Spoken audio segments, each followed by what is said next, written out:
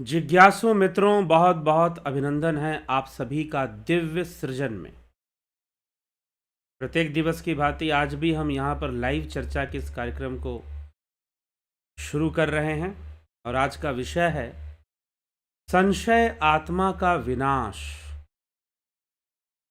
कि संशय आत्मा का विनाश होता है। भैया, ये संशय आत्मा कौन है?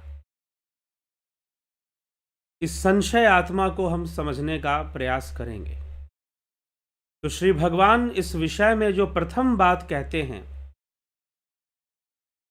जो सबसे पहली बात कहते हैं, वो ये कहते हैं सबसे पहली बात कि ज्ञान की नौका से ही आप पार उतरेंगे और ज्ञान होगा। ज्ञान होने का मतलब क्या है? सत्य को जानेंगे। ज्ञान होने का मतलब ये नहीं कि आपने भगवान को मानना शुरू कर दिया या परमात्मा नहीं। जब आप जानेंगे, आगे भगवान ये भी कहते हैं कि हर प्रकार के भक्तों में ज्ञानी भक्त ही मुझे सबसे ज्यादा प्रिय है। अर्थात जो जानता है, जो सुनी सुनाई पर नहीं मानता है, जो जानता है, जो एग्जैक्टली प्रोसेस को जानता है, जो प्रोसेस को समझता है। जब कोई प्रोसेस को समझता है तो फिर उसके लिए वह प्रोसेस या जो भी सिस्टम है उसका ज्ञान इंपॉर्टेंस हो जाता है, ना कि किसी विषय को ऐसे ही मान लेना या किसी विषय को वैसे ही विश्वास कर लेना। तो जो जानकर मानता है, ना कि बिना जाने ही मान लिया करता है किसी चीज को। जब ऐसा विषय होता है, जब ऐसी बात होती है, तो निश्चय ही हम ज्ञान के प्रति हमारी श्रद्धा उत्पन्न होती है। तो भगवान कहते हैं कि ज्ञान, देखो, ज्ञान से ही कल्याण होने वाला है। ज्ञान ही सबसे पवित्र वस्तु है और आपको पवित्र कर सकती है। ज्ञान से बढ़कर दूसरी कोई पवित्र वस्तु नहीं हो सकती है। तो भगवान यही बात अर्जुन को समझाते हैं और अर्जुन के माध्यम से हम सब न ही ज्ञानेन सदृशम पवित्र मीह विद्यते तत्स्वयं योग संसिद्ध काले नात्मनि विन्दति। इस मनुष्य लोक में इह ज्ञानेन सदृशम पवित्रम ही न विद्यते योग संसिद्ध तत्कालेन स्वयं आत्मनि विन्दति। अर्थात मनुष्य लोक में ज्ञान के समान इस लोक में, इह ज्ञानेन, इस लोक में ज्ञान के समान पवित्र करने वाला निस्संदेह ही कोई दूसरा साधन नहीं है। जिसका योग भली भांति सिद्ध हो गया है, उस तत्व ज्ञान को अवश्य ही स्वयं अपने आप में पा लेता है। यह समझना जरूरी है। स्वयं अपने आप में पा लेता, लेकिन जिसकी तत्व ज्ञान के प्रति क्या है? श्रद्धा है। श्रद्धावान लभते ज्ञानम तत्पर संयते इंद्रिय, संयत इंद्रिय, तत्पर संयत इंद्रिय ज्ञानम लब्ध्वा पराम शांति मचिरेनाधिगच्छति। संयत इंद्रिय, जिसने इंद्रिय का संयम किया है, संयत कर लिया है, साधन परायण है और साथ ही साथ श्रद्धावान है। श्रद्धावान मनुष्य जो इंद्रियों का संयम करता है और साधना में भी लगा हुआ है। और श्रद्धावान, देखिए, श्रद्धा तो तभी आएगी ना जब कुछ होगा। किसी क्षेत्र में जब आप प्रयास करेंगे, श्रद्धा क्या है? श्रद्धा है किसी भी विषय के प्रति जब हमारा सम्मान होता है, लेकिन जब वह श्रद्धा अभ्यास से, जब हम कोई कार्य करते हैं, जब हम कोई कार्य करते हैं और किसी चीज को जब हम प्राप्त करना चाहते हैं, वह चीज कितनी बड़ी है, कितनी महत्वपूर्ण है। जैसे कि एक बात मैं आपको बता रहा हूं।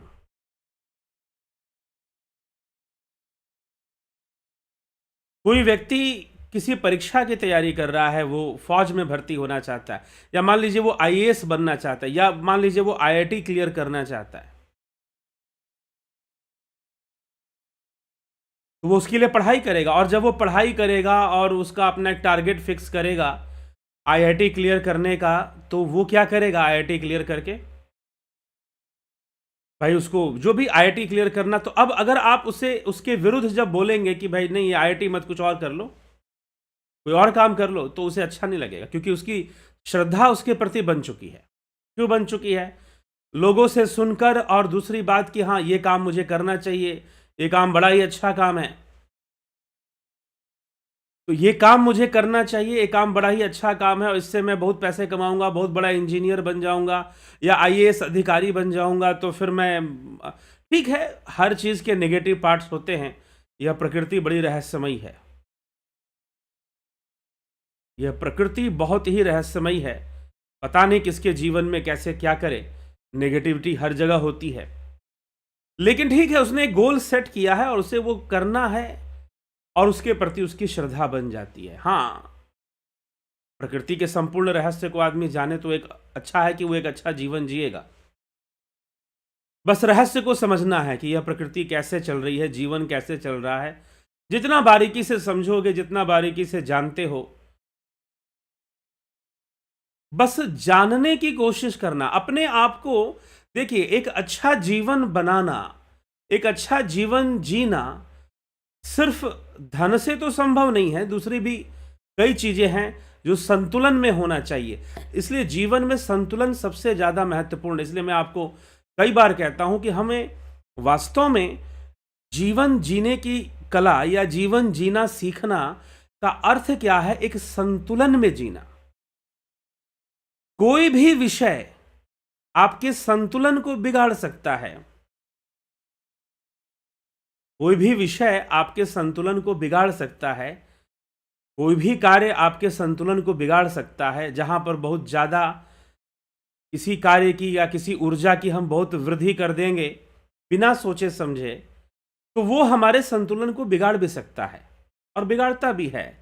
जब हम बहुत ज्यादा किसी चीज के प्रति बायस होंगे तो वो संतुलन को थोड़ा बिगाड़ता भी है। फिर तो संतुलन बिगड़ेगा तो जीवन में दुख तो आएगा, अशांति तो आएगी। फिर तो कुल मिलाकर एक संतुलन को बनाए रखना ये बहुत जरूरी है कि हम संतुलन को बनाए रखें। तो संतुलन को बनाए रखना बहुत जरूरी है। तो संतुलन बनेगा तभी जीवन सुखी होगा, जीवन शांत होगा। ये हमें पहले तो ये एक छोटी सी बात है जो मैं बोलता रहता हूं, आज भी बोल रहा हूं। तो किसी के प्रति श्रद्धा होने का मतलब क्या है? कि जब हम किसी विषय के प्रति जब हमारी श्रद्धा होती है तो हम उसमें मेहनत करते हैं, उस पर काम करते हैं। हमारी आईएएस करने के प्रति श्रद्धा है, आईएएस के पोस्ट के प्रति या उसके डिग्री या सर्टिफिकेट के प्रति हमारी श्रद्धा है, तो हम उसके लिए काम करते हैं, हम उसके लिए वर्क करते हैं, पूरी मेहनत से हम काम करते हैं। ये होती है बात। तो हम उसका लाभ उठाते हैं। फिर ना भी हुआ तो कम से कम जो ज्ञान अर्जित किया उसका तो लाभ होगा। मतलब कि जो नॉलेज हमने गेन किया आईएएस की तैयारी करते में, उसका लाभ होगा। तो ये एक श्रद्धा बन जाती है। बाकी लाइफ का क्या होगा, अच्छा होगा, बुरा होगा, वो एक अलग ही पार्ट हो जाता है, लेकिन हमारी श्रद्धा बन जाती है। तो यह जो श्रद्धा है ये फिर काम करती है। तो भगवान यहां पर कह रहे हैं कि जो इंद्रियों को संयत करता है और साधन परायण है, मतलब कि एक साधन में लगा हुआ है, तो जो साधन में लगेगा कि मैं आत्मा को जान लूं, आत्मज्ञान मुझे प्राप्त हो, तत्व ज्ञान मुझे प्राप्त हो, जो साधन में लगेगा उसके अंदर श्रद्धा भी आ ही जाएगी। और जब श्रद्धा आ जाएगी तभी उसको ज्ञान का लाभ मिलेगा। श्रद्धावान लभते ज्ञान। उसे यह विश्वास रखना पड़ेगा, यह श्रद्धा रखनी पड़ेगी। सबसे पहली श्रद्धा, देखिए, योग का जो मार्ग है, ज्ञान का जो यह आध्यात्मिक ज्ञान का मार्ग या योग का मार्ग कहिए, वो एक ही विषय है। श्रीमद् भगवद गीता के अनुसार वो एक ही विषय है, आध्यात्मिक ज्ञान का मार्ग और योग का मार्ग। यह एक ही विषय है, यह दो अलग अलग विषय नहीं है। तो जब आप आध्यात्मिक ज्ञान के मार्ग पर आप चलेंगे, जानने की कोशिश करेंगे, तो आप उन पॉइंट्स को छुएंगे, उनको अनुभव करने की कोशिश करेंगे, उनको जानने की कोशिश करेंगे, और जब आप इस प्रयास में रहेंगे तो आप श्रद्धावान बन जाएंगे। आपकी एक विशेष रुचि अपने आप विकसित हो जाएगी, क्योंकि जब आप कुछ जानने की कोशिश करते हैं तो किसी चीज को ना कहकर नहीं चलते हैं। हाँ, जिनको कुछ ग्रंथों के नाम पर, शास्त्रों के नाम पर कुछ एजेंडा चलाना है तो वो एक अलग बात है, वो एक अलग बात है कि ऐसे सही, क्योंकि लोग कुछ चीजों को ग्लैमराइज कर कर कुछ चला देना चाहते, इसलिए बहुत सारे संशय उत्पन्न होते हैं। तो हमें उन संशयों से कई बार चमत्कारी ढंग से बहुत सारी बातें कह दी जाती हैं। होना कुछ और होता है, बताया कुछ और दिया जाता है। घुमा फिराकर यह जो हमारी जो यह प्रकृति है बेचारी, घुमा फिराकर उसी जगह पर किसी को पहुंचाती है। तो कर्म होते हैं और कर्मों का फल मिलता है, ये सब चलता ही रहता है।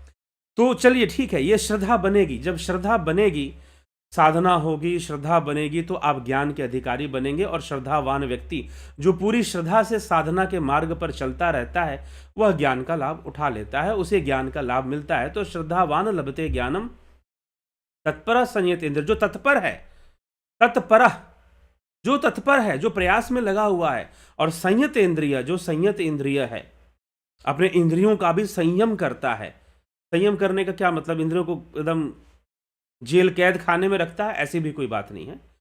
संयम करता है, इंद्रियों को स्वेच्छाचारी बनने नहीं देता, अपने हिसाब से चलाता है। तो श्रद्धावान लभते ज्ञानम तत्पर संयतेन्द्रिय ज्ञानम लब्ध्वा पराम शांति मचिरेनाधिगच्छति। ज्ञान को प्राप्त होता है, ज्ञान को प्राप्त होकर तत्काल परम शांति को भी प्राप्त हो जाता है। तो यह सब श्रद्धा से। तो सर्वप्रथम हमें विवेक से चीजों को समझना चाहिए और ज्ञान की ओर हमें आगे बढ़ना चाहिए। तो श्रद्धावान, जब हमारी श्रद्धा होगी ज्ञान के विषय में, तो हमें ज्ञान प्राप्त होगा। अगर हमारी श्रद्धा नहीं होगी ज्ञान के विषय में, हम ज्ञान नहीं, मान लीजिए कि श्रद्धा का नहीं होने का मतलब क्या है? ज्ञान नहीं प्राप्त करना चाहते हम क्या चाहते हैं? हम ज्ञान नहीं प्राप्त करना चाहते, हम सिद्धि प्राप्त करना चाहते हैं। तो फिर सारा फोकस तो सिद्धियों पे चला जाएगा। फिर सारा फोकस तो आपका सिद्धियों पे चला जाएगा। हम बस ऐसे ही थोड़ा सा शांति चाहते हैं, बस थोड़ा सा ऐसे ही कुछ कुछ कर लेना चाहते हैं, तो उससे भी श्रद्धा कहाँ रहेगी फिर? जब तक एक सच्चे मन से एक इच्छा नहीं होगी कि मैं स्वयं को जानूं, मैं स्वरूप को प्राप्त हो जाऊं, मुझे स्वरूप की प्राप्ति हो, मैं अपने संपूर्ण जीवन के रहस्य को जानूं, मैं संपूर्ण धर्म के रहस्य को जानूं, मैं संपूर्ण जीवन के रहस्य को जानूं, या मैं संपूर्ण धर्म के रहस्य को जानूं, मैं संपूर्ण आध्यात्म के रहस्य को जानूं, जब तक यह जानने की इच्छा नहीं होगी और उसके लिए प्रयास नहीं होगा, तब तक सही से श्रद्धा भी विकसित नहीं होती है। और श्रद्धा विकसित होगी तो ज्ञान निश्चय होगा, ज्ञान का लाभ भी निश्चय होगा, और जब ज्ञान का लाभ निश्चय होगा तो परम शांति भी मिलेगी और जीवन का लक्ष्य भी पूर्ण होगा, जीवन का लक्ष्य भी पूर्ण होगा। ठीक है, तो यह बात हमें समझने की आवश्यकता है, इस पर विचार करने की आवश्यकता। और अगर ये सब नहीं होता तो भगवान आगे कहते हैं, क्या कहते हैं? आगे कहते हैं, अगले श्लोक में बोलते हैं, किनको ज्ञान नहीं होगा? तो अज्ञश्च अश्रद्धान संशयात्मा विनश्यति। अज्ञश्च अश्रद्धानश्च संशयात्मा विनश्यति। नायम लोको अस्ति न परो न सुखम संशयात्मना। विवेकहीन और श्रद्धा रहित संशय आत्मा मनुष्य का पतन हो जाता है। संशय आत्मा मनुष्य के लिए ना तो यह लोक है, ना परलोक है, और ना सुख ही है। विवेकहीन और श्रद्धा रहित संशय आत्मा मनुष्य के लिए तो ना तो इहलोक है, ना परलोक है, और ना कोई शांति है। उसका तो विनाश ही होता है। संशय आत्मा विनश्यति, उसका पतन हो जाता है। विनश्यति मतलब उसका पतन हो जाता है, विनाश हो जाता है। संशय आत्मा विनाश होने का मतलब क्या है? उसे ज्ञान की प्राप्ति नहीं हो पाती। विनाश होने का तात्पर्य है कि उसे ज्ञान की प्राप्ति नहीं हो पाती है। अब संशय आत्मा क्या है, मैं आपको बताता हूं संशय आत्मा क्या है। संशय आत्मा, मुझे कई लोग फोन करते हैं और उनके कई दृष्टिकोण होते हैं, पता नहीं वो जीवन में क्या करना चाहते हैं। मैं जब भी किसी से बात करता हूं या मुझे कई बार लोग व्याख्यान के लिए कहीं बुलाते हैं, और कई अभी मैं आगे कहीं और भी व्याख्यान कुछ देने जाऊंगा मुंबई शहर में, तो कुछ कहीं पर अब धीरे धीरे, पहले तो मैं जाता था लेकिन ये कोरोना टाइम में सब बंद हो गया। आप अगर कुछ इवेंट व्याख्यान करवाएंगे तो मुझसे बात भी कर सकते हैं। तो जब भी मैं जाता हूं तो एक ही विषय कि आप संतुलन के सिद्धांत को समझिए। वास्तव में जब आप योग की बात करते हैं तो आप संतुलन का ही विज्ञान बात कर रहे होते हैं, संतुलन के विज्ञान की ही चर्चा कर रहे होते हैं। आपको एक सुंदर जीवन जीना है, बहुत बेहतर जीवन जीना है, तो आपको संतुलन बनाकर जीवन जीना सीखना पड़ेगा। संतुलन शरीर के स्तर पर, संतुलन मन के स्तर पर, संतुलन भावनाओं के स्तर पर, संतुलन गुणों के स्तर पर। और योग क्या करता है, तीनों गुणों को संतुलित करता है, रजोगुण, तमोगुण, सतोगुण, इन तीनों को संतुलित करता है। आप इन तीनों गुणों को संतुलित करना सीखो। अब एक और प्रश्न आता है कि भाई हमें अब कुछ लोग ज्योतिष के बारे में भी चर्चा करते हैं। जी हां, ठीक है, लेकिन वास्तव में ज्योतिष को भी क्या चाहिए, संतुलन चाहिए। ग्रहों को क्या चाहिए, संतुलन चाहिए। आप अगर योग मार्ग से संतुलन की ओर आगे बढ़ रहे हो, अगर आप योग मार्ग को समझ रहे हो और संतुलन के लिए कार्य कर रहे हो, यहां पर जो भी देखिए कोर्सेज चलती हैं, प्राकृतिक चिकित्सा का कोर्स, फिलॉसफी का कोर्स और ध्यान योग का कोर्स चलता है, ये सभी कोर्स जीवन को बेहतर जीवन जीने का तरीके के लिए ही है कि आप बेटर लाइफ जी सके, आप एक बेहतर जीवन जी सके, आप एक संतुलित जीवन जी सके, बैलेंस लाइफ जी सके, बैलेंस में रहकर आप अपने जीवन को जी सके। और हालांकि पूर्ण बैलेंस होने का मतलब है मोक्ष हो जाना, पूर्णता संतुलित होने का मतलब है मोक्ष हो जाना। जी हां, जहां पर आपके तीनों गुण संतुलित हो जाएंगे, यह सांख्य विचारधारा है। अब यह मत बोलना कि मैंने किसी की बात काट दी या किसी का वो बिगाड़ दिया, किसी का अर्थ खराब कर दिया, उसकी बात नहीं कर रहा हूं मैं। यह सांख्य विचारधारा है कि जब तीनों गुणों का संतुलन होगा, क्योंकि बहुत तरह के विचार के लोग होते हैं, कई भक्तिवादी होते हैं, कई योगवादी, भक्तिवादी तो वो कुछ अलग ढंग से बातों को रखेंगे। लेकिन मेरा जो उद्देश्य होता है किसी को योग मार्ग से जोड़ने का या ध्यान योग सिखाने का या कुछ भी बतलाने का, वह एक ही उद्देश्य होता है कि आपके जीवन में संतुलन बनना चाहिए।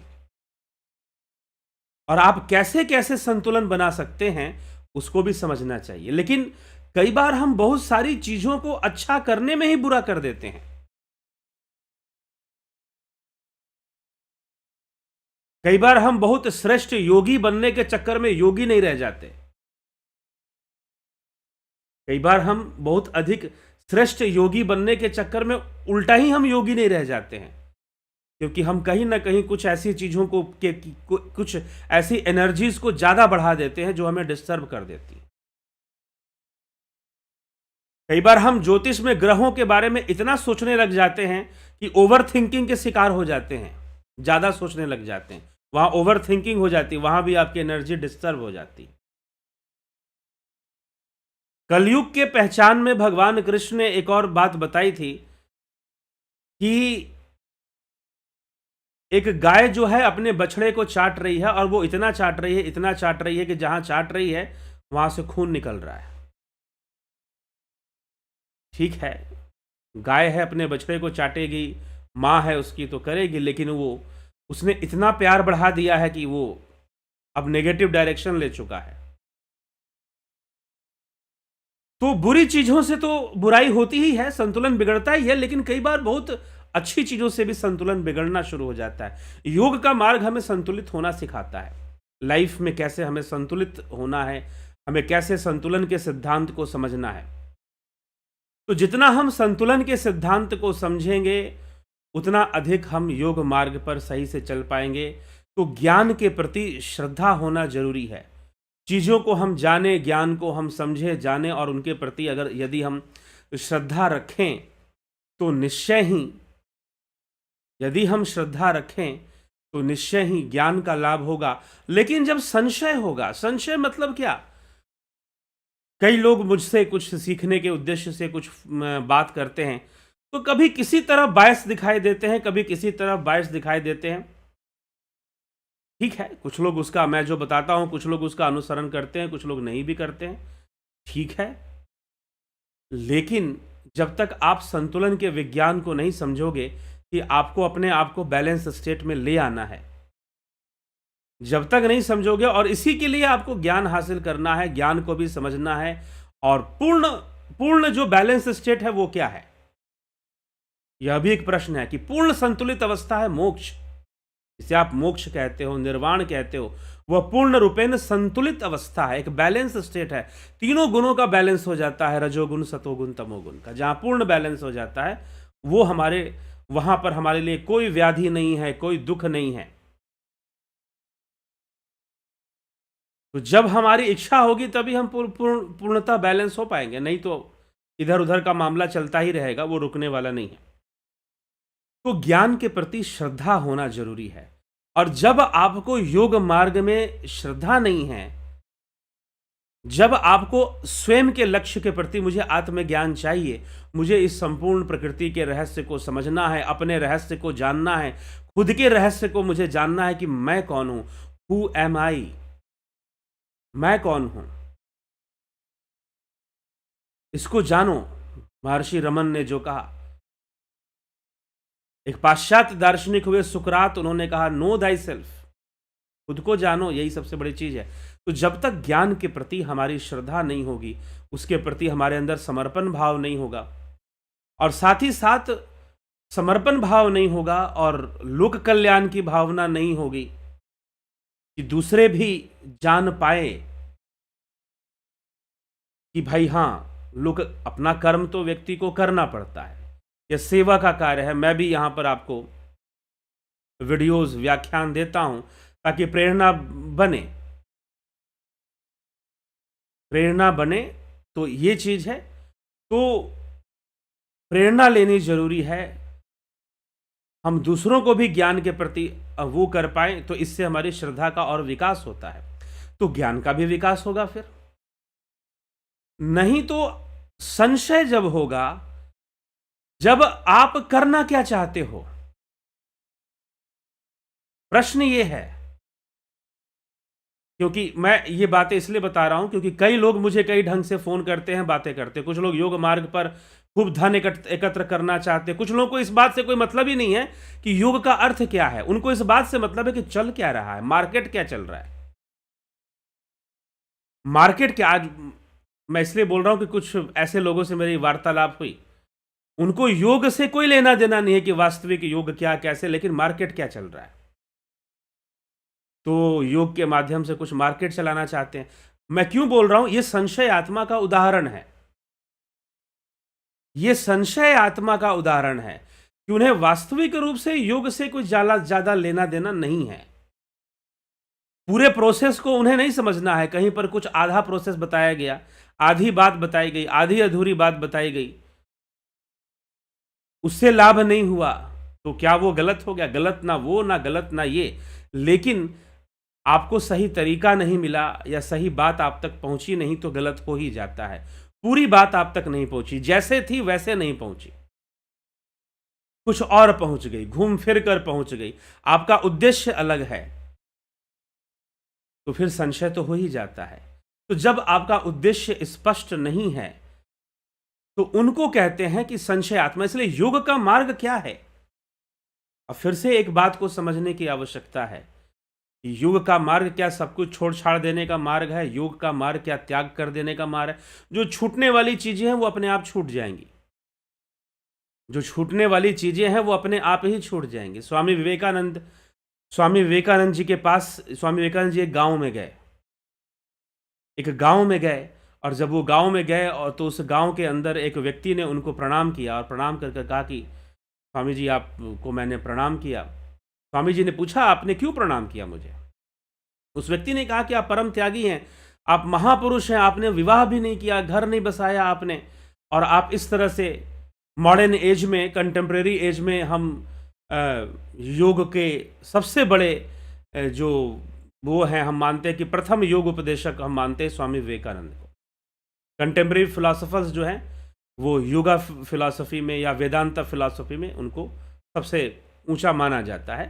ठीक है, और भी लोग हैं जिन्होंने काम किया है, ऐसी बात नहीं है, लेकिन उन्होंने एक जो शुरुआत की पूरे विश्व भर को वेदांत का संदेश दिया और समझाया। तो चलिए, उनसे एक व्यक्ति मिला, उसने कहा कि आप त्यागी हैं, आपने विवाह भी नहीं किया, आप सन्यासी बन गए, और हमारा जीवन तो ऐसा है नहीं, तो आप बहुत बड़े त्यागी हैं।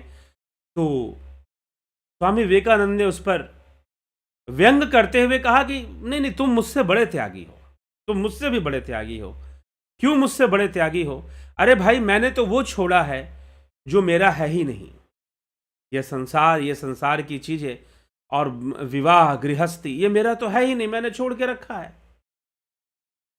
लेकिन तुमने तो उसे छोड़ दिया है, तुमने तो उसे छोड़ दिया है जो तुम्हारा है। और तुम्हारा क्या है? वो आत्मा ही तुम्हारी है, वही साथ देने वाली है, वही हमेशा साथ रहने वाली है, वह आत्मा ही तुम्हारी है। तुमने उस आत्मा को छोड़ रखा है जो तुम्हारा है, और तुमने वो सारी चीजें पकड़ रखी हैं जो तुम्हारा नहीं है, तुम्हारा नहीं है। तो उस व्यक्ति ने कहा कि ठीक है स्वामी जी, मुझे भी सन्यासी बना दो, मैं भी सब छोड़ देता हूं, क्योंकि ये सब तो कुछ है नहीं, मैं भी सब छोड़ देता हूं।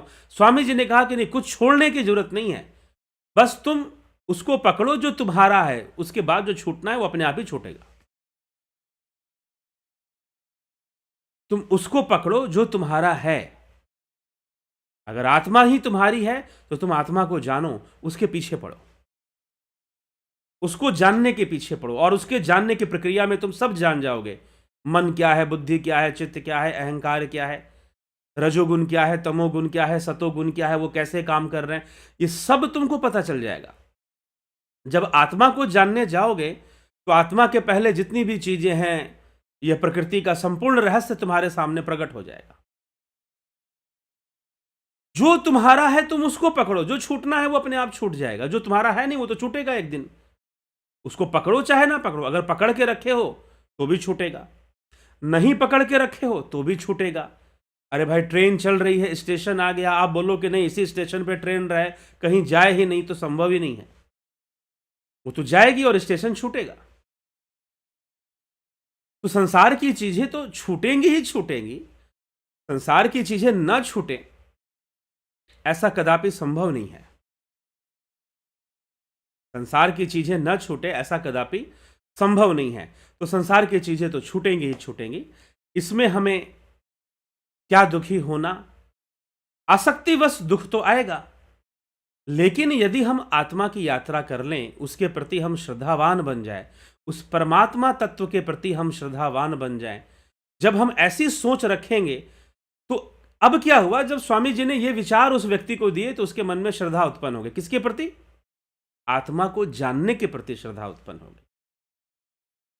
एक टाइम के लिए तो उसको कहा कि ठीक है, मैं भी आपके साथ अब सन्यासी बनता हूं, दाढ़ी बाल बढ़ा लेता हूं या मुंड मुड़ा लेता हूं, जो आदि गुरु शंकराचार्य ने लिखा कि जटिलो मुंडी लुंचित केश काशा यांबर बहुकृत वेश, मैं ऐसा बन जाता हूं। स्वामी जी ने कहा कि नहीं, कुछ भी छोड़ने की जरूरत नहीं है, बस ये जो आत्मा वाली बात है इसको पकड़ने की जरूरत है। जब इसको पकड़ोगे, जो चीज छूटने वाली है ना, वो ना भी छोड़ोगे तो भी तो छूटेगी।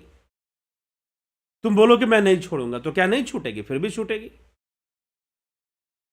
लेकिन जो नहीं छूट सकती है वह आत्मा है, वह परमात्मा है। मैं जब बोलूं आत्मा है परमात्मा है तो एक ही तत्व के लिए बोल रहा हूं, दो अलग चीजों के लिए नहीं बोल रहा हूं। आत्मा परमात्मा एक ही तत्व के लिए बोल रहा हूं। तो जब आपको पता चल जाएगा कि ये नहीं छूटनी चाहिए, यही अपना है और इसी को जान लेना है, इसी का ज्ञान प्राप्त कर लेना है, तो जब ये समझ पैदा हो जाएगी तो क्या होगा? श्रद्धावान लभते ज्ञानम, श्रद्धावान लभते ज्ञानम, संशय दूर हो जाएगा।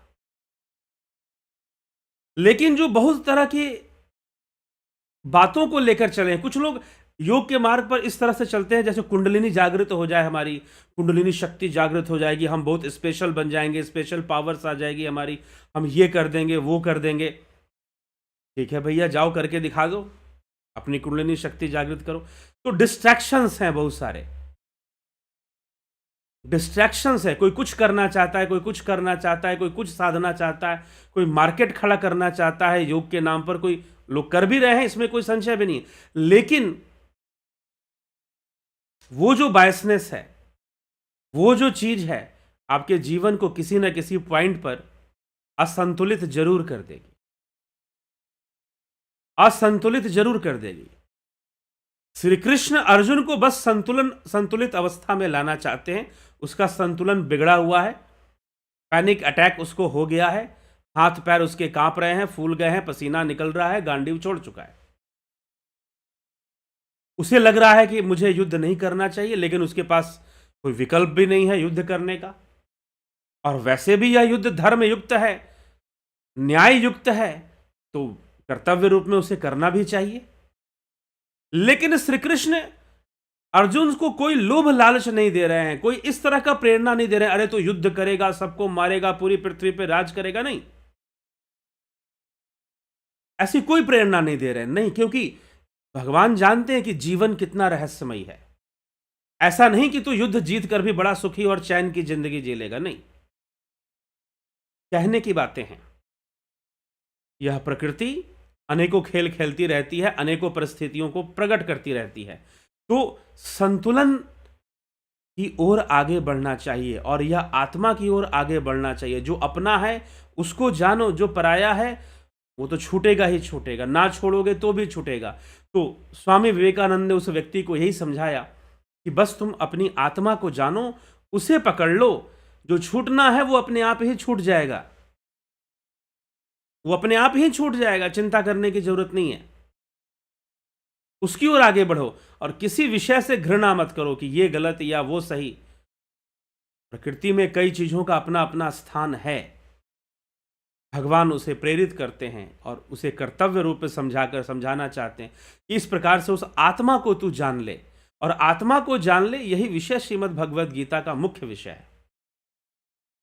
आगे भी भगवान यही समझा रहे हैं। तो जब ऐसी समझ पैदा होगी, आत्मा को जानने के प्रति जब ऐसी समझ पैदा होगी, तो इसे हम कहेंगे श्रद्धा पैदा हुई है।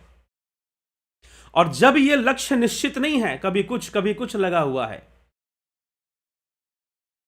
कभी किसी को कुछ और सोचना है, कभी किसी को और समझना है, तो जब ये चीज लगी हुई है, जब ये प्रॉब्लम लगी हुई है, तो फिर क्या होगा? संशय आत्मा विनश्यति, संशय आत्मा का विनाश होगा। चाहे वो कितना भी योगा कर ले, कितना भी योग कर ले, संशय आत्मा विनश्यति वाली स्थिति बन जाएगी।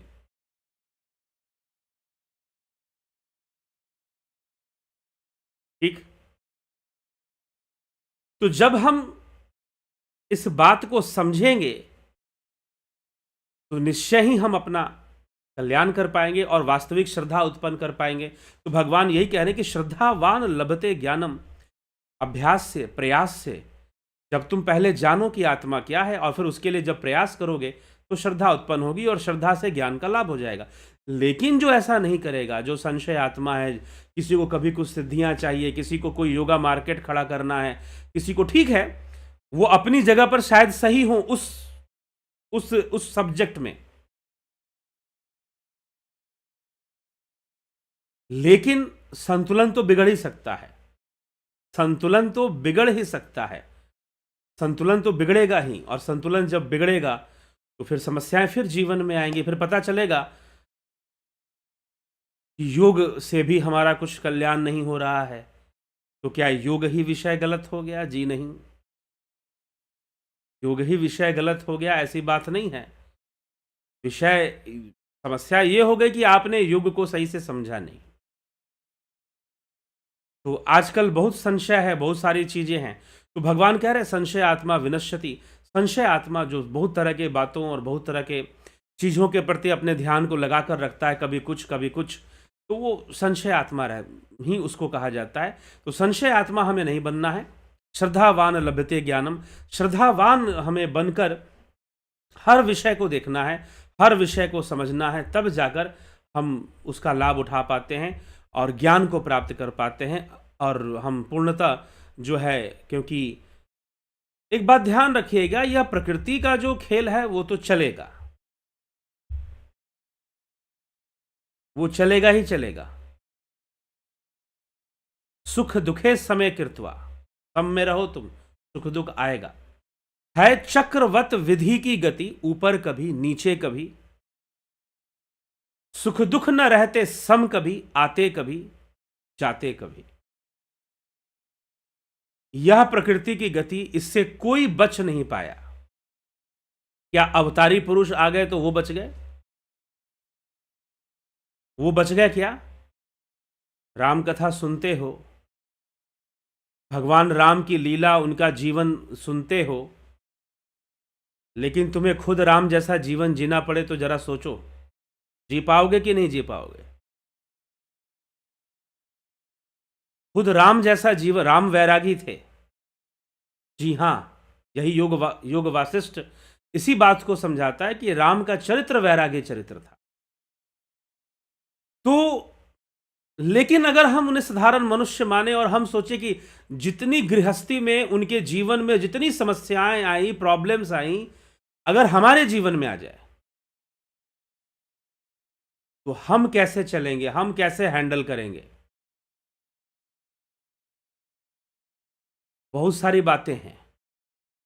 तो इसीलिए यह तो जीवन में सुख दुख होना आना, शरीर का धर्म है, भोग रोग, शरीर तो चलेगा उस हिसाब से, तो ये सब तो रहेगा।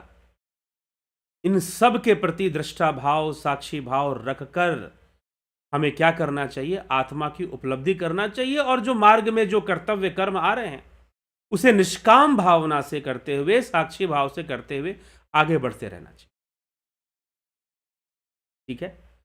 तो जब हम ऐसा समझेंगे तो निश्चय ही हम कुछ प्राप्त कर पाएंगे, सही श्रद्धा को। नहीं तो जो लोग नहीं समझते हैं और कभी इधर कभी उधर की सोच रखते हैं, तो उनको संशय आत्मा भगवान कह रहे हैं कि वो एक जगह पे टिके हुए नहीं हैं। संशय आत्मा का विनाश हो जाता है, उनका पतन हो जाता है। अज्ञश्चा, जो विवेकहीन है, अज्ञश्च अश्रद्धान, संशय आत्मा जो श्रद्धा रहित है, अश्रद्धान मतलब कि श्रद्धा नहीं है उसके अंदर, श्रद्धा से रहित है, और संशय आत्मा मनुष्य का पतन हो जाता है। तो संशय आत्मा मनुष्य के लिए न तो यह लोक है, ना ही परलोक ही हितकारी है। तो संशय में नहीं जीना है। सब कुछ हम संभाल लेंगे, सब कुछ हम कर लेंगे, ऐसी बात नहीं है। लेकिन जो हम कर सकते हैं हमें करना पड़ता है और जीवन में आगे बढ़ना पड़ता है। तो यही है, संशय आत्मा का विनाश फिर होगा। तो अपने एकाग्रता को, अपने फोकस पॉइंट को ज्ञान की सही दिशा में रखिए, आत्मा की ओर आगे बढ़ने का प्रयास कीजिए। अगर आप सही दिशा में हैं तो अपने लाइफ को बैलेंस कर पाएंगे, नहीं तो बैलेंस नहीं कर पाएंगे, नहीं तो आप बैलेंस नहीं कर पाएंगे। इसीलिए ध्यान योग का कोर्स आत्मज्ञान के लिए है, निश्चय ही। मैं कई बार कहता हूं, ध्यान योग का कोर्स ब्रह्म ज्ञान का ही मार्ग है, आत्मज्ञान का ही मार्ग है, इसमें कोई संशय नहीं है। लेकिन उससे पूर्व ध्यान योग के माध्यम से आप अपने जीवन को संतुलित भी कर सकते हैं, आप अपने जीवन को बैलेंस भी कर सकते हैं, संतुलन में भी ला सकते हैं आप अपने जीवन को। तो आपका जीवन संतुलित रूप से आगे बढ़े, इसके लिए भी ध्यान योग जरूरी है, इसके लिए भी ध्यान योग जरूरी है, ताकि आप संतुलित तरीके से जीवन में आगे बढ़ सकें। तो संतुलन को बनाए रखने के, जब आप संतुलित रूप से आगे बढ़ेंगे तो आप आत्मज्ञान की ओर आगे बढ़ेंगे, आत्मज्ञान की प्राप्ति करेंगे, और जब आत्मज्ञान की प्राप्ति होगी तो निश्चय ही आप संपूर्ण जीवन के रहस्यों को, ज्ञान की प्राप्ति करने वाले जो योगी हैं, बस स्वभाववश ही निष्कामी हो जाते हैं। वह स्वभाव वश ही निष्कामी हो जाते हैं, निष्काम अवस्था में चले जाते हैं। तो ऐसा उनका स्वभाव बन जाता है। तो निष्काम अवस्था में जाते हैं तो क्या जो जरूरी काम है वो नहीं करेंगे, वो भी करेंगे, वो निष्काम होने पर भी करेंगे। तो एक आर्ट ऑफ लिविंग है, एक जीवन को बेहतर ढंग से जीने का तरीका है। वास्तव में ध्यान योग क्यों करना है? ध्यान योग सिर्फ इसलिए नहीं करना है कि हमें मोक्ष की प्राप्ति हो जाएगी या ब्रह्म ज्ञान या ब्रह्म की प्राप्ति हो जाएगी, बल्कि यह सबसे पहले तो यह आपके एक बेहतर जीवन जीने का तरीका है। जब आप ध्यान योग करते हो तो अपने लाइफ को बेटर करते हो। साथ में ध्यान योग से हमारी हार्मोनल बैलेंस भी बनती हैं। जो हमारी हार्मोन्स है, पीनियल ग्लैंड से हार्मोन सिक्रीट होती हैं, पिट्यूटरी ग्लैंड से हार्मोन सिक्रीट होती हैं, उनका एक बैलेंस बनता है। डोपामीन हार्मोन्स होता है, हैप्पी हार्मोन जिसको बोलते हैं। माइंडफुलनेस फील होती है हमें, तो डोपामीन है, सेरोटोनिन है और आपके कई हार्मोन्स ऐसे हैं, तो उनसे जो है हमें बहुत लाभ मिलना शुरू हो जाता है ध्यान योग से। तो ध्यान योग हमारे अंदर कई तरह का संतुलन, लेकिन सही ढंग से हम करें तब, हम अभ्यास में रखें तब। तो जब हम करते हैं तो हमें वो सारी चीज़ें हमें प्राप्त होनी शुरू हो जाती है। तो हमें यह बात समझना होगा, और जब हम श्रद्धा रखेंगे ज्ञान के प्रति इस तरह से, उसके महत्व को जानते हुए, समझते हुए, तो श्रद्धा भी आएगी, और श्रद्धा से हम सतत प्रयास में लगेंगे तो फिर हमें ज्ञान भी हो जाएगा और ज्ञान का लाभ उठाएंगे और अपने जीवन को सफल बनाएंगे। अन्यथा बहुत तरह के डिस्ट्रैक्शंस हैं जिनके कारण योग मार्ग पर भी डाइवर्सन्स हैं, इधर उधर कहीं भटक गए तो संशय पैदा हो जाएगा। संशय पैदा हो जाएगा, विवेक का प्रयोग नहीं करेंगे और शास्त्र सम्मत विचारों को नहीं समझने का प्रयास करेंगे तो संशय पैदा हो जाएगा, और संशय आत्मा का विनाश होता है, संशय का पतन होता है।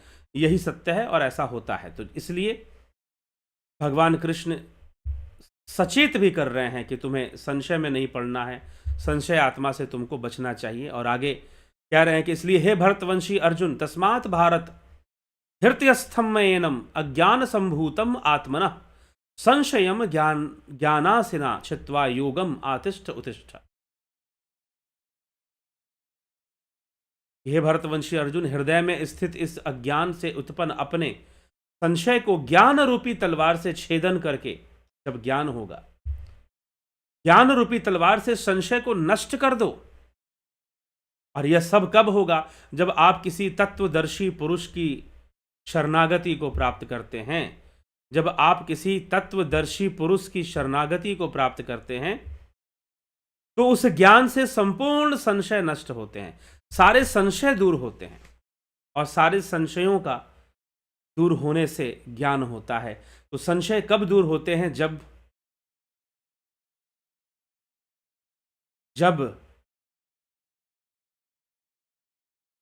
ज्ञान होता है तो सारे संशय दूर हो जाते हैं। गोस्वामी तुलसीदास जी ने संशय दूर होने का तरीका बताया है, कथा, मतलब कि विचार सुनना। तत्वदर्शियों का, तत्वज्ञानियों के विचार सुनने से भी संशय दूर होते हैं और सही रास्ता मिलता है, सीधा रास्ता फिर मिलता है, स्ट्रेट वे हमें मिलता है। तो सुनने से भी संशय दूर होते हैं, तो डाउट्स क्लियर होते हैं, संशय दूर होते हैं, विवेक जागृत होता है, और जब विवेक जागृत होता है तो ज्ञान का पूर्ण लाभ हमें प्राप्त होता है। तो यह एक प्रक्रिया भगवान एक प्रोसेस से हमें जोड़ रहे हैं, समझा रहे हैं कि संशयों को दूर करना है तो भी तू ज्ञान की शरण में जा, उन तत्वदर्शियों के पास जा। वो जब तुझे बताएंगे, उपदेश करेंगे, तो श्रद्धा भी उत्पन्न हो जाएगी और ज्ञान भी हो जाएगा। और उनकी बात को मान, श्रद्धा भी उत्पन्न हो जाएगी और फिर ज्ञान भी हो जाएगा, अगर तू उन तत्वदर्शियों के पास जाकर बातों को समझता है तो। अब भैया आपने किसी को ही तत्वदर्शी समझ लिया, कुछ ही समझ लिया, आपकी कहीं ना कहीं कुछ अंडरस्टैंडिंग या कुछ गलत जगह पर आप पड़ गए, जहां पर पूरी तरह से बात को नहीं समझाया गया, आधा अधूरा समझाया गया, मिक्स बातें समझाएगी, इसमें यह विडंबना है। लेकिन जो तत्वदर्शी होगा वह प्रकृति के रहस्य को, मार्ग को आपको सही से ही समझाएगा। यही भगवान कर रहे हैं। भगवान इसीलिए कोई बहुत बड़े बड़े आदर्श नहीं रख रहे, ज्ञान की बात कर रहे हैं। बहुत बड़े बड़े आइडियोलॉजीज या प्रिंसिपल्स नहीं रख रहे, क्योंकि इट इज कहा गया है, it is easier to say principles than to follow it. किसी प्रिंसिपल को कहना आसान होता है, उसको फॉलो करना मुश्किल होता है। कह देना बहुत आसान होता है, पर उपदेश कुशल बहु तेरे। दूसरों को उपदेश देना बड़ा ही कुशल होता है आदमी, लेकिन हम खुद को स्वतंत्र संतुलित अवस्था में ले आएं, संतुलन में हम रह पाएं और संतुलित हम जीवन जी पाएं, यह हमारे लिए जरूरी है और ये हमें समझना हमें जरूरी है। ठीक है, तो जब हम इस तथ्य को समझेंगे और ज्ञान की ओर आगे बढ़ेंगे और ज्ञान को ही अपना लक्ष्य मानेंगे, तो निश्चय ही ज्ञान की प्राप्ति भी होगी। सतत अभ्यास करने की ज़रूरत है, श्रद्धा से मार्ग पर चलने की ज़रूरत है और डायरेक्शन को, अपनी दिशा को, सही दिशा में जीवन को ले जाना, अपने लक्ष्य को सही करने की आवश्यकता है। जब वो लक्ष्य सही होगा तो अभ्यास भी होगा, श्रद्धा भी उत्पन्न होगी, ज्ञान का लाभ भी होगा। ठीक है, तो यह हमें समझकर चलना है। आगे भगवान कृष्ण इसी की बात कहते हुए कि तेरा संशय नष्ट हो जाएगा। जब तू ज्ञान को प्राप्त करेगा तो संशय नष्ट हो जाएगा। अगर संशय है, बातों को समझना है, तो तत्वदर्शियों का उपदेश सुनो। उपदिक्षन्ति ते ज्ञानम ज्ञानिनस् तत्वदर्शिनः। उपदिक्षन्ति ते ज्ञानम, वो ज्ञान का उपदेश करेंगे। तो जो ज्ञान का उपदेश करेंगे वो सारे संशयों का नाश कर देंगे और उनके उपदेश से तुझे ज्ञान हो जाएगा। और जब ज्ञान होगा तो निश्चय ही तेरा कल्याण भी होगा, निश्चय ही तेरा कल्याण भी होगा। तो अंत में चौथे अध्याय के अंत में भगवान यही कहते हैं कि इसलिए हे भरतवंशी अर्जुन, हृदय में स्थित इस अज्ञान से उत्पन्न अपने संशय का ज्ञान रूपी तलवार से छेदन करके योग में स्थित हो जा। योग में स्थित हो जा। जब संशय दूर होगा तभी तो योग में स्थित होगा। योग में स्थित हो जा और तू चल, लेकिन कृष्ण अर्जुन की तरह समझाना, यह बड़ी बात है। कृष्ण कोई किसी आश्रम के कोई मठाधीश, कोई गुरु रूप में वहां पर नहीं है, कोई ऋषि मुनि का वेश धारण करके भी नहीं है। एक साधारण, वह भी अगर बाहर से हम देखें, कुछ देर के लिए हम ना माने कि वो अवतार हैं, एक योगी हैं राजा जनक। जैसे एक योगी हैं राजा जनक, सुखदेव मुनि को उपदेश करते हैं, तत्व का उपदेश करते हैं, भगवान कृष्ण वही उपदेश अर्जुन को कर रहे हैं। तो कुल मिलाकर एक आर्ट ऑफ लिविंग सिखाई जा रही है, जीवन जीने का बहुत बेहतर ढंग सिखाया जा रहा है। और यह तभी बेहतर हो सकता है जब हम जो सत्य वस्तु है, और वो सत्य वस्तु क्या है, आत्मा, उसको लक्ष्य बना लें, उसको जानना लक्ष्य बना लें, उसमें स्थित होना लक्ष्य बना लें। आप देखेंगे सारी चीजें धीरे धीरे अपने आप संतुलन की अवस्था में आ जाएंगी। लेकिन हां, लक्ष्य बनाते समय दूसरी कई चीजें हो सकती हैं जो शायद बाधा के रूप में आए। तो प्रकृति को समझना जरूरी है, प्रकृति को समझना जरूरी है। और जब आप प्रकृति को भली भांति समझोगे तो निश्चय ही सारे बाधाओं को दूर कर पाओगे। माया से प्राप्त सारे बाधाएं दूर हो पाएंगी आपकी, और आप एक संतुलित जीवन जी पाओगे, अपने लक्ष्य की प्राप्ति भी कर पाओगे। तो भगवान योग सिखा रहे हैं और हमें भी यही योग सीखना है, और उसी तरह से सीखना है जैसे कृष्ण अर्जुन को सिखा रहे हैं। तभी मैं कहता हूं कि पता नहीं,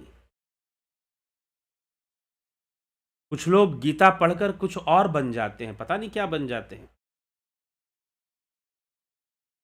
वह अर्जुन की तरह क्यों नहीं बन पाते, कुछ और क्यों नहीं बन पाते, जैसा गीता बनाना चाहती है वैसा ना बनकर कुछ और क्यों बन जाते हैं। तो कुछ और बनने की आवश्यकता नहीं है।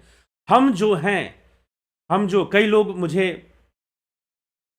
कमेंट करते हैं, अभी पीछे किसी वीडियो पर किसी ने मेरा कमेंट कर दिया कि भाई आपने ये क्या बोल दिया, आपने तो भगवान और भक्त का संबंध ही खत्म कर दिया।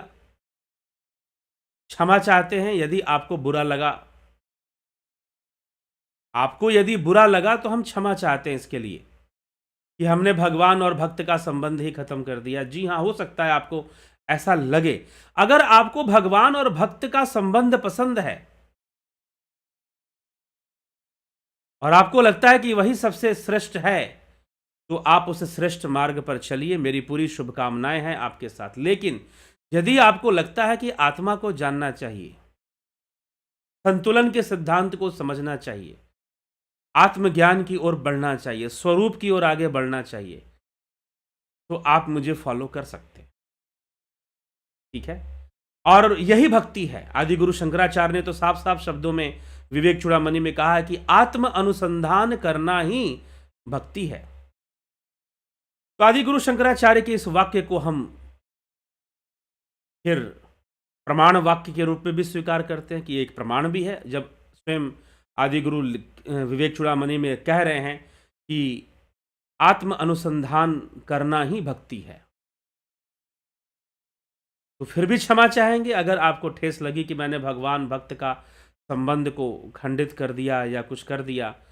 जिसने भी समझा, जब मीराबाई ने समझा, मीराबाई बहुत बड़ी भक्त थी, लेकिन जब वो जान गई, संत रविदास की शरण में जाकर जब अध्यात्म के रहस्य को जान गई, तो उन्होंने उपदेश भी फिर वैसे ही दिए अपनी वाणी में। संत नामदेव जब जान गए तो उन्होंने उपदेश भी फिर वैसे ही दिए।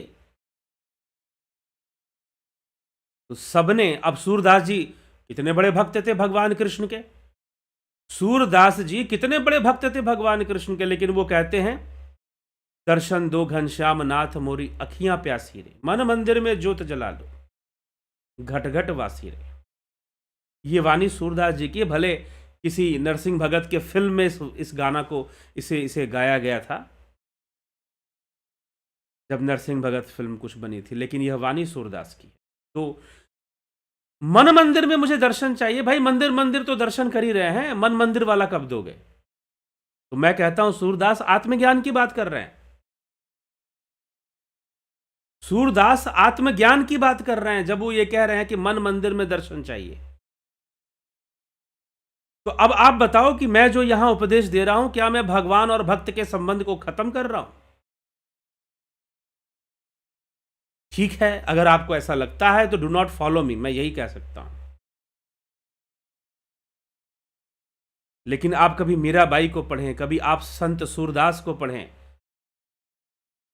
आपने कितनी बार सुनी होगी ना मीराबाई की वानियां, लेकिन कभी गौर किया कि वो कह क्या रही है?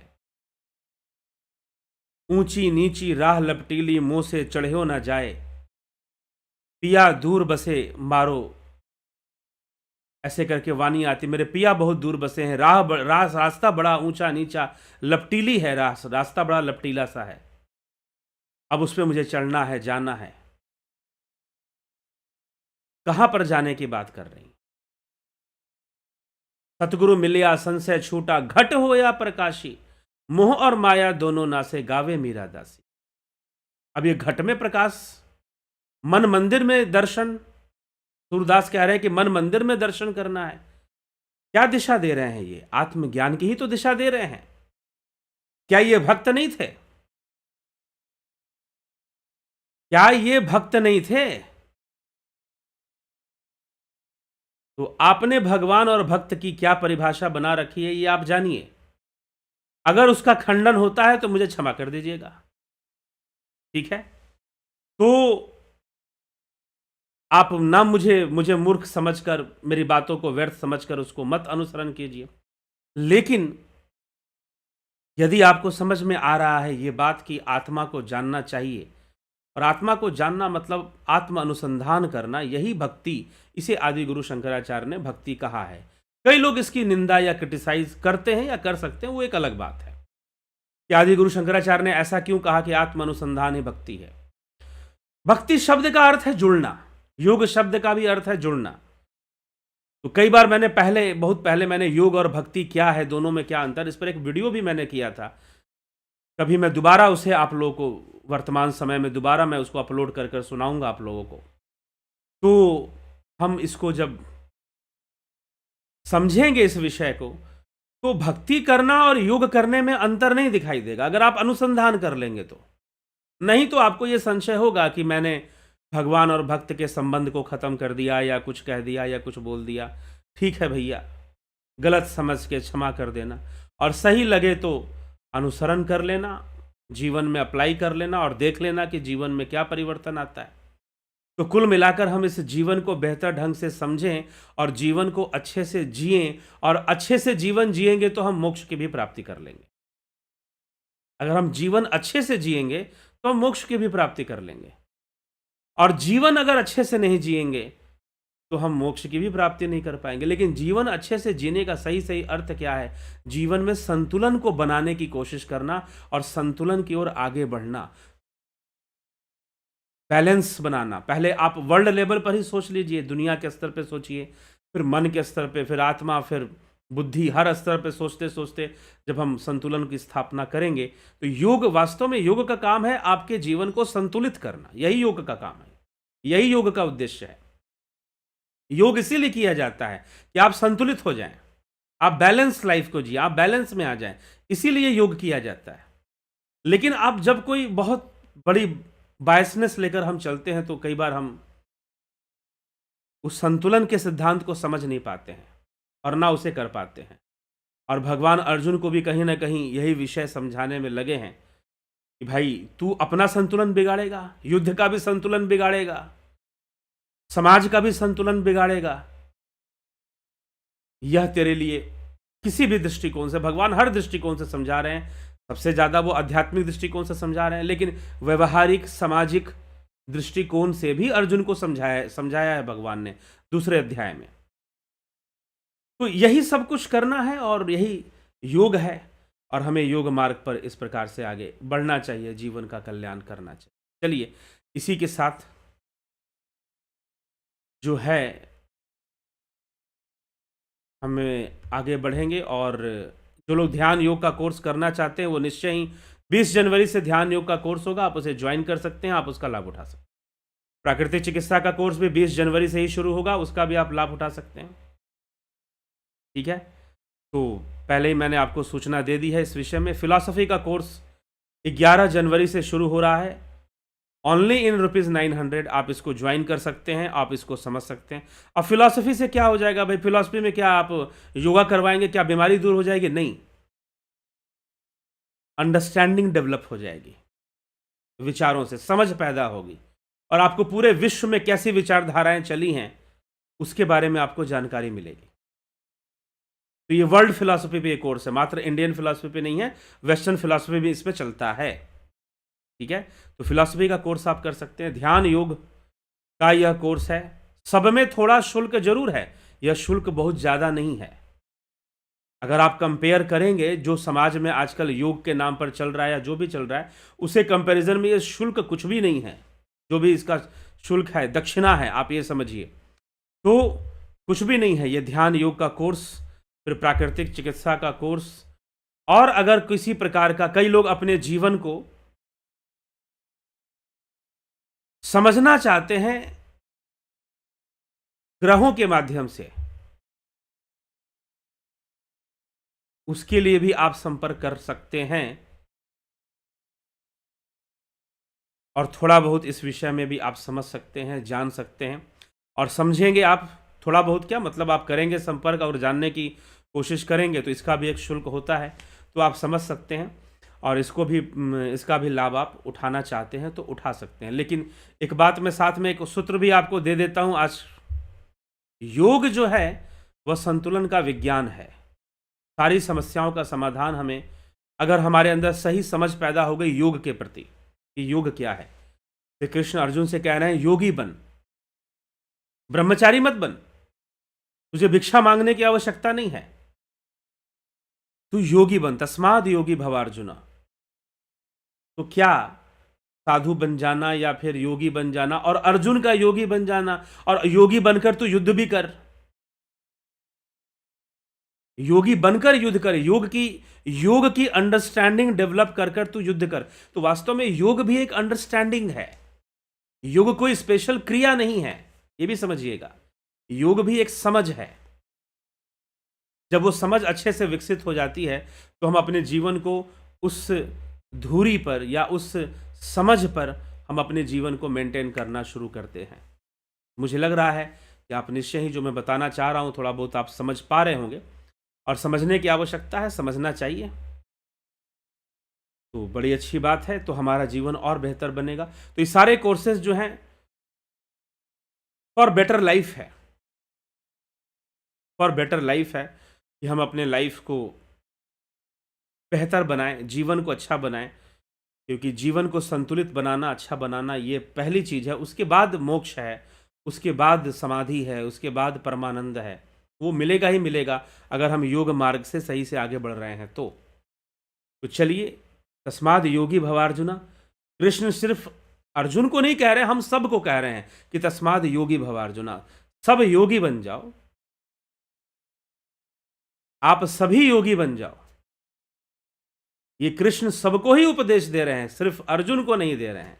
तो हमें यह बात समझने की आवश्यकता है और योग की ओर आगे बढ़ने की आवश्यकता।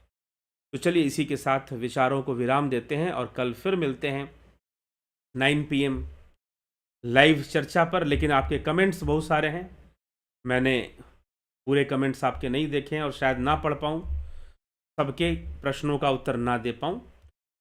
शिखर शर्मा जी, राजू पाल जी, नरसाराम जी, संतोष कुमार जी, अमन कक्कर जी, शंकर प्रसाद जी, बलवंत सिंह गोहिल जी, सविता नायक जी, विमला शाह जी, पवन कुमार गुप्ता जी, विष्णु चंद्र मौर्य जी, गोविंद प्रसाद नीमा जी, नवजोत नाथ जी, नरपत प्रजापति जी।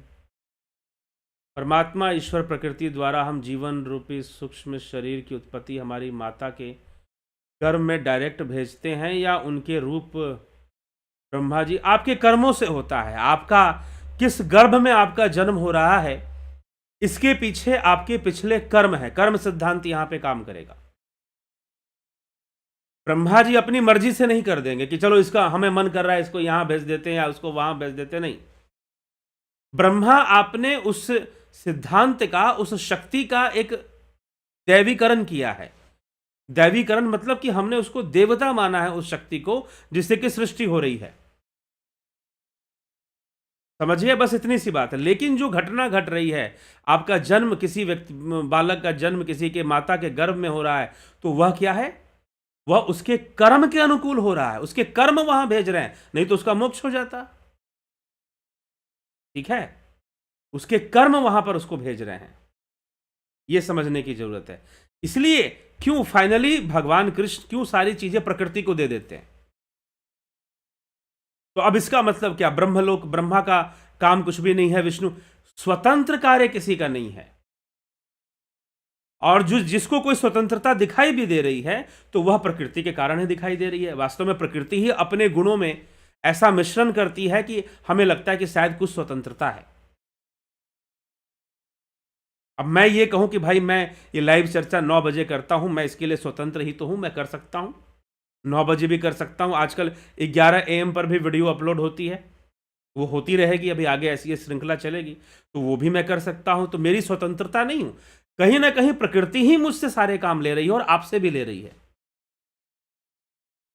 उसी तरह से ना ब्रह्मा स्वतंत्र हो सकते हैं इस कार्य में, उनकी भी कोई निजी स्वतंत्रता नहीं है। सृष्टि करने के लिए वह भी प्रकृति द्वारा बाध्य हैं। तो जीव के अपने कर्म कैसे हैं, कर्म के अनुसार ये सही उत्तर होगा। समझ गए? फिर उस कर्म के अनुसार बीच में ब्रह्मा जी की शक्ति ने काम किया, वो एक अलग बात है। इसलिए योग मार्ग में, योग शास्त्र में, सांख्य शास्त्र में कहां चर्चा की जा रही है कि ब्रह्मा कुछ कर रहे हैं या कुछ कर रहे हैं? नहीं, प्रकृति के 3 गुण हैं और वही सारी चीजें कर रही हैं। तो अब ब्रह्मा विष्णु महेश को भी 3 गुण रूप माना जाता है। ब्रह्मा जी को रजोगुण से देखा है कुछ लोगों ने, भगवान विष्णु को सतोगुण से देखा है और शिव जी को तमोगुण से देखा है। मेरी मान्यता नहीं है, मैं कोई ऐसा फिक्स नहीं करता हूं कि शिव जी तमोगुणी है और विष्णु जी सतोगुणी है, ब्रह्मा जी, मैं ऐसा कुछ भी फिक्स नहीं करता हूं। सबके अंदर तीनों गुण होते हैं, लेकिन कुछ लोगों की ऐसी मान्यता है कि ये तीनों भी 3 गुण का ही प्रतिनिधित्व करते हैं, ब्रह्मा विष्णु महेश भी। तो कुल मिलाकर बात कहां पे आ गई? फिर वहीं पर आ गई कि 3 गुणों से ही सारी सृष्टि हो रही है। और किसी का जन्म हो रहा है तो अपने कर्म से हो रहा है, अपने संस्कार से हो रहा है।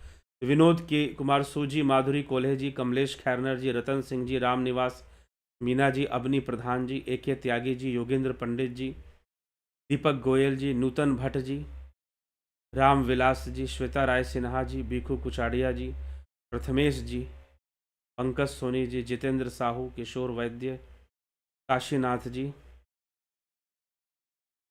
प्रणव की साउंड निरंतर सुनाई पड़ती है एवं विशुद्धि अंजना एवं सहस्रार चक्र में क्लॉकवाइज मूवमेंट की अनुभूति होती है। जी हाँ, होती है ऐसी अनुभूति, सही कह रहे हैं आप।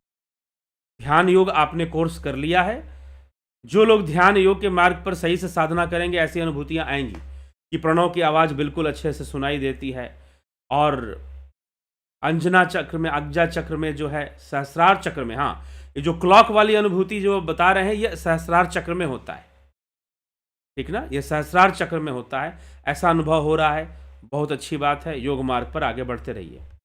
देवरतन बलदावा जी, चारुमती मुकेश कुमार, उषा श्रीवास्तव जी, यादव लव जी, राकेश मराठे जी, धन्यवाद भारत।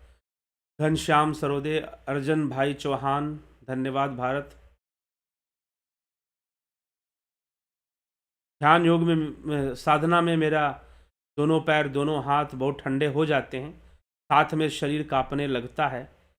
ऐसा क्यों होता है? तो आपने कहाँ से साधना सीखी या कैसे कर रहे हैं, आप बताएंगे, व्यक्तिगत रूप से ये प्रश्न करेंगे तो, क्योंकि मैं, आपने ध्यान योग का कोर्स किया, हाँ पीछे वो काशीनाथ जी ने लिखा, तो मैं जानता हूं उनको व्यक्तिगत रूप से, तो मैंने बता दिया कि भाई ध्यान योग का कोर्स आपने किया है, लेकिन आप कैसी साधना में रहते हैं, कैसा अभ्यास करते हैं, वो आप बताएंगे तो कुछ बताया जाएगा, नहीं तो बेहतर है कि आप ध्यान योग का कोर्स कर लीजिए।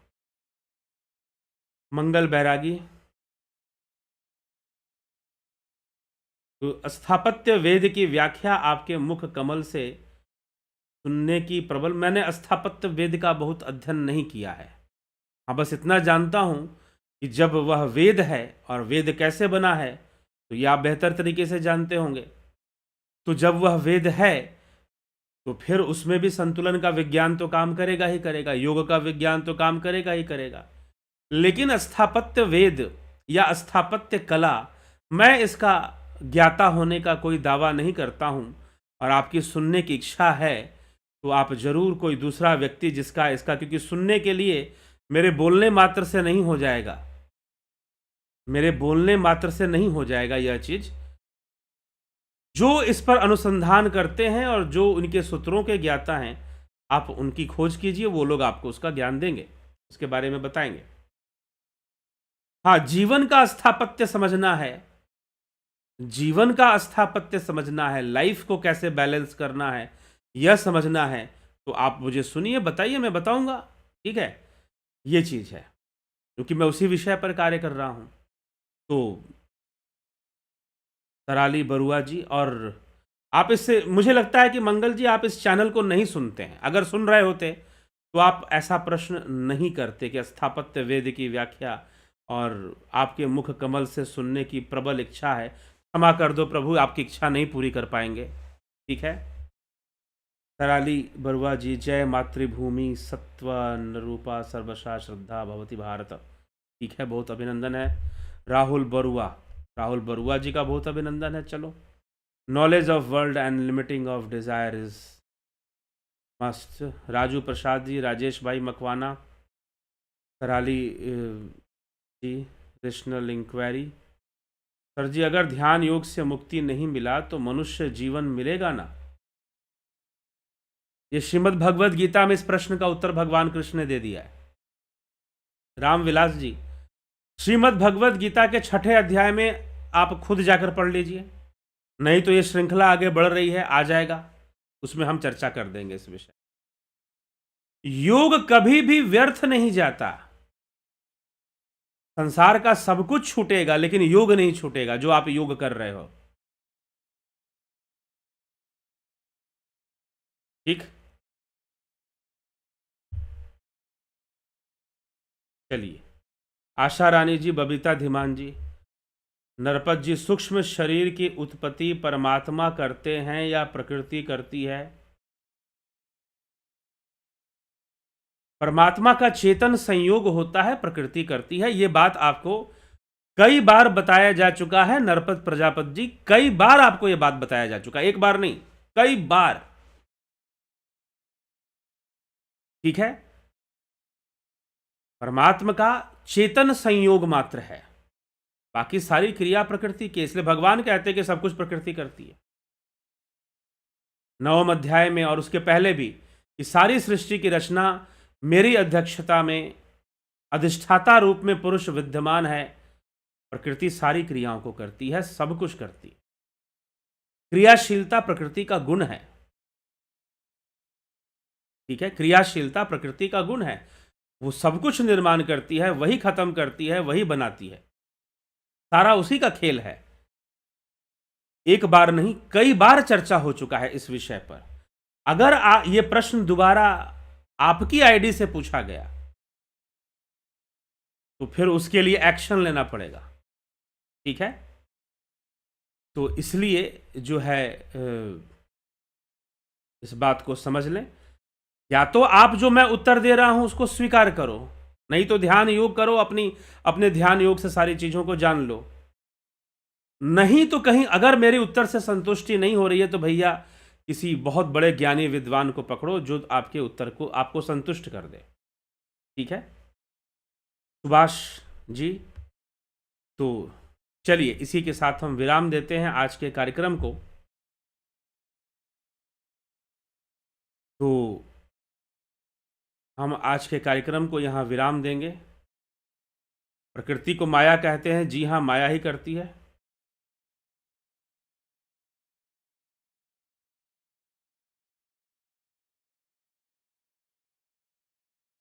ठीक है रामविलास जी, मैं अपनी साधना को निरंतर करना चाहता हूं जब तक मुक्ति मिल ना जाए। बहुत अच्छी बात है, करते रहिए, करते रहिए। इसलिए मैंने आपको कहा कि श्रीमद् भगवद गीता के 6ठे अध्याय में भगवान कृष्ण ने इसी प्रश्न पे उत्तर दिया है जो आपने पूछा है। तो ये चल रहा है, उत्तर आएगा। और योग मार्ग कभी खंडित नहीं होता, कभी वो खत्म नहीं होता, योग हमेशा बना रहता है। जो भी आप करोगे वो कभी व्यर्थ नहीं जाता है योग मार्ग में। तो इसलिए हाँ, योग का उद्देश्य समझते हुए करोगे तब। तो बाहर से दिखने में योग है, उद्देश्य कुछ और है तो फिर नहीं। योग का उद्देश्य समझते हुए करोगे तो निश्चय ही वो योग कभी नष्ट नहीं होता। संसार में सब कुछ नष्ट होगा, रिश्ते नाते धन वैभव, लेकिन योग का नाश नहीं होने वाला। ये भगवान कृष्ण ने बहुत अच्छे से समझाया। ये बहुत अच्छा विषय मैं अभी नहीं बोलना चाहता, शॉर्टकट में जब हम इस विषय पर आएंगे तो इसकी पूरी व्याख्या करेंगे कि क्या इस विषय में भगवान ने कहा है, ठीक है। ये चीज चलिए ठीक है, इसी के साथ हम विराम देते हैं और कल फिर मिलते हैं लाइव चर्चा में 9 PM।